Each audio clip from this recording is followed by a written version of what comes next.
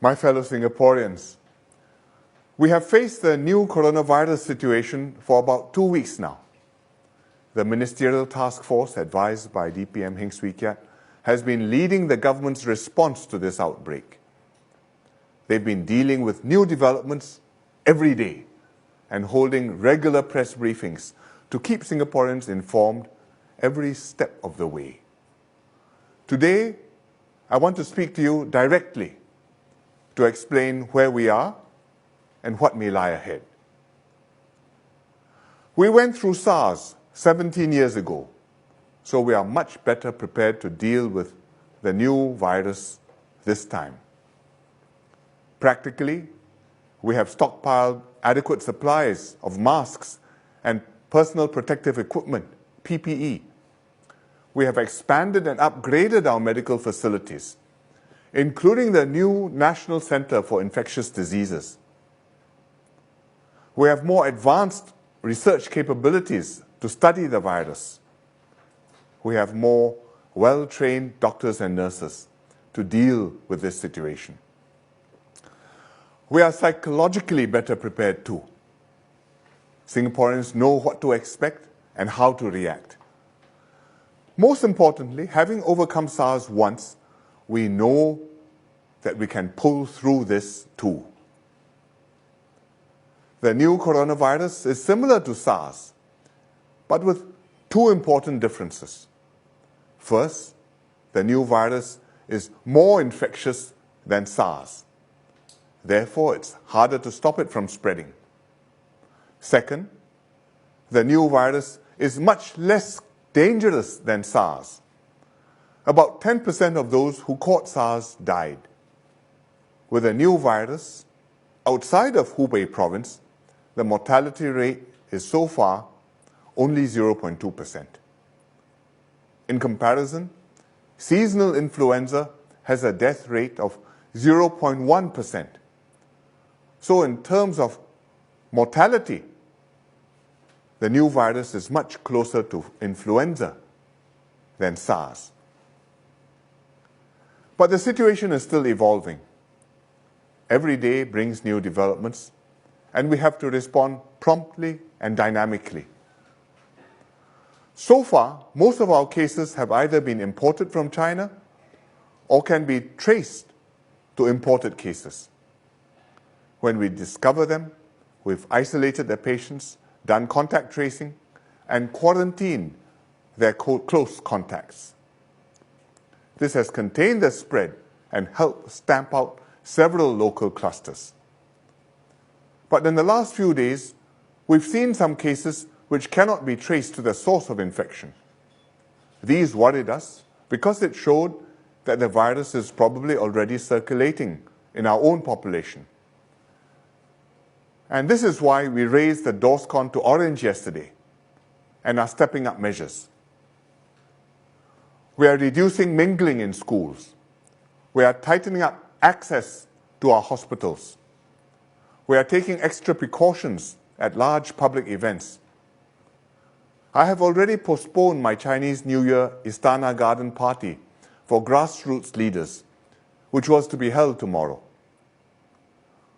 We have raised DORSCON to orange before. You may not even remember, but this was in 2009 for the H1N1 swine flu. So there's no reason to panic. We're not locking down the city or confining everybody to stay at home. We have ample supplies. There's no need to stock up with instant noodles or tin food or toilet paper, as some people did yesterday. Whatever the situation, we can each do our part. 1, observe personal hygiene. Wash your hands often. Avoid touching your eyes or face unnecessarily. 2, take your own temperature twice daily. And 3, if you're not well, please avoid crowded places and see a doctor immediately.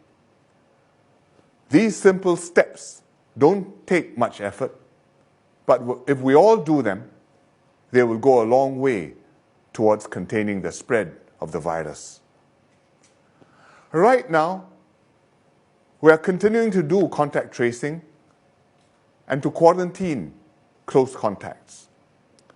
But I expect to see more cases with no known contacts in the coming days.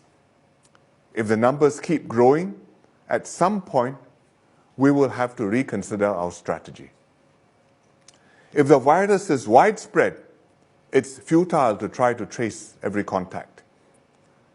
If we still hospitalize and isolate every suspect case, our hospitals will be overwhelmed.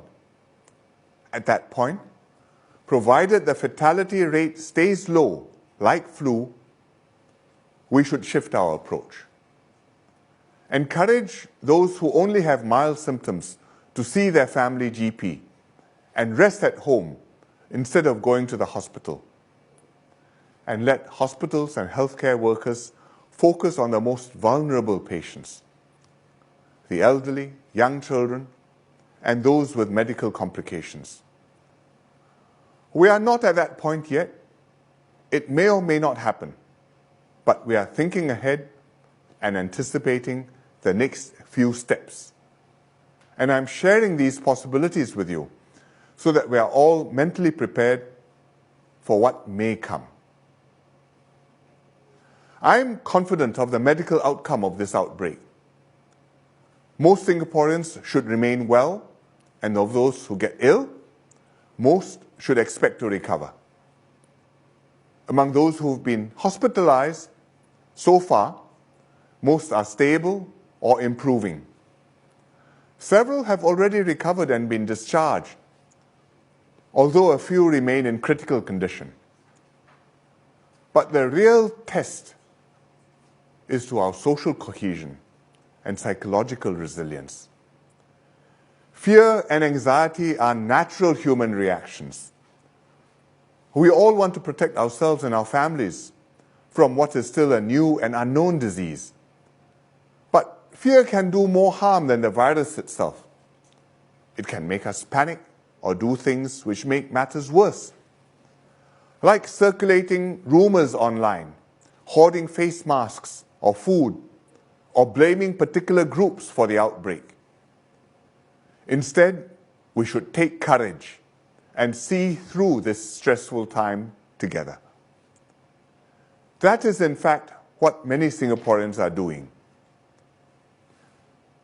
Grassroots leaders and Team Nila volunteers have stepped forward to help distribute masks to households. University students are delivering food daily to schoolmates confined to their dorms on leave of absence.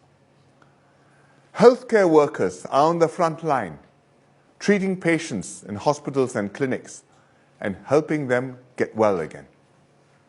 Business federations, unions, public transport workers are going the extra mile to maintain services, take care of workers, and keep Singapore running. They are inspirations to all of us. This is what it means to be Singaporean. This is who we are. Let us stay united and resolute in this new coronavirus outbreak. Take sensible precautions, help one another, stay calm, and carry on with our lives.